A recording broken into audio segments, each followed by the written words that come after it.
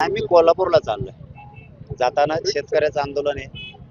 आपण भेटलं पाहिजे. बांधवांचे सगळ्या फोन पण आले होते, त्यांचे पण आले होते की शेतकऱ्यांच्या संदर्भातलं आंदोलन आहे. शेतकऱ्याच्या संदर्भातलं आंदोलन आहे म्हणून चालू भेट द्या. काय पाठिंबा असणार आहे आंदोलनाला? काय नेमकी सदिच्छा भेट असणार आहे? काय असणार आहे? कुठल्या उद्देशाने भेट घेत आहे? हे बघा, शेतकरी म्हणल्याच्या नंतर आपण शेतकऱ्यांचे लेकर आहे. आंदोलन कोणाचंही असो, आपण त्याच्यात सहभागी असलं पाहिजे. मग त्याच्यात ते भाजप असो, शिवसेना असो, काँग्रेस असो, राष्ट्रवादी असो, विषय शेतकरी आंदोलनाचा आहे. आणि मी योगायोगानं कोल्हापूरला चाललो गॅजेटच्या संदर्भात कोल्हापूरच्या. त्या निमित्तानं ते रस्त्यामध्ये आंदोलन, तर आपण भेटलं पाहिजे. तर सरकार त्यांच्या आंदोलनाकडे ज्या त्यांच्या मागण्या आहेत त्याची पूर्तता करत नाही, कमी पडते. नाही, आता ते तिथं गेल्यावर लक्षात येईल. आता काय सरकार लक्ष देतंय नाही, त्यांना बोललंय नाही बोललंय, मला त्यातलं काहीच माहित नाही. कर्जमाफीबद्दल तुमचं काय नाही, म्हणणं आहे? कर्जमाफी तर झालीच पाहिजे. कर्जमाफी केलेली आहे. आजच नाही तर मी प्रत्येक वेळेस बोलतो, शेतकऱ्याची कर्जमाफी नाही तर कर्जमुक्ती झाली पाहिजे कायमची, एकदाची. म्हणजे काय होईल की त्यांना वारंवार आत्महत्या करण्याची वेळ येणार नाही.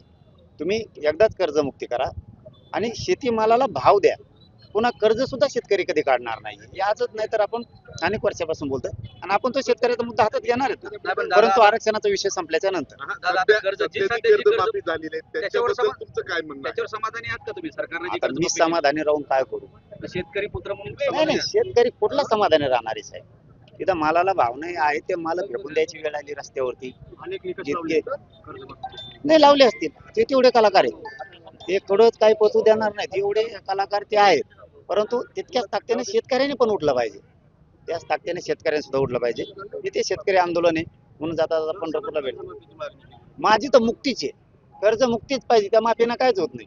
मग निकष आले, पुन्हा निकष आले आणि जे पैसे फेडतेत त्यांचा प्रॉब्लेम होऊन चालला याच्यात. ज्यांनी कर्ज घेतलंय कधी फेडलं नाही त्यांना माफ व्हायला लागले. काही शेतकरी असे आहेत की ते सातत्यानं कर्ज घेऊन फेडतायत.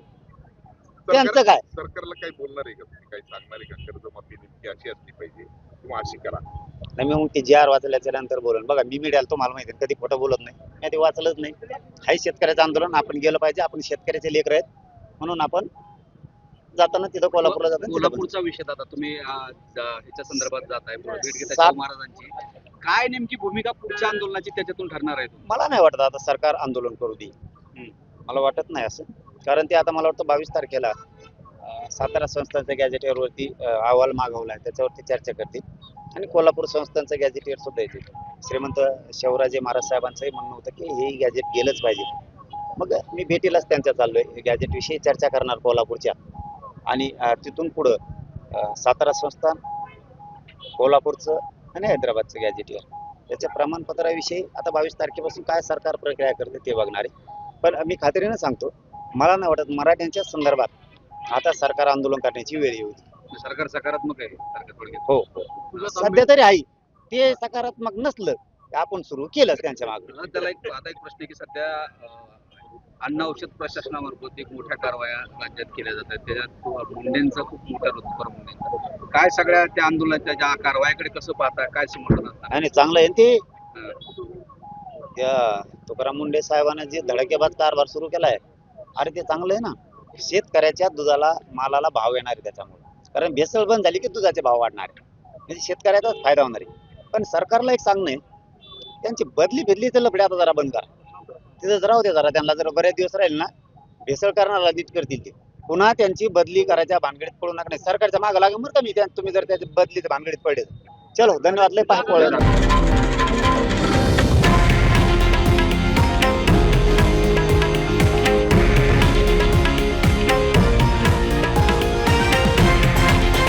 हे आहे देशातील नंबर 1 न्यूज नेटवर्क आणि आपण पाहत आहात TV9 मराठी, एकमेव.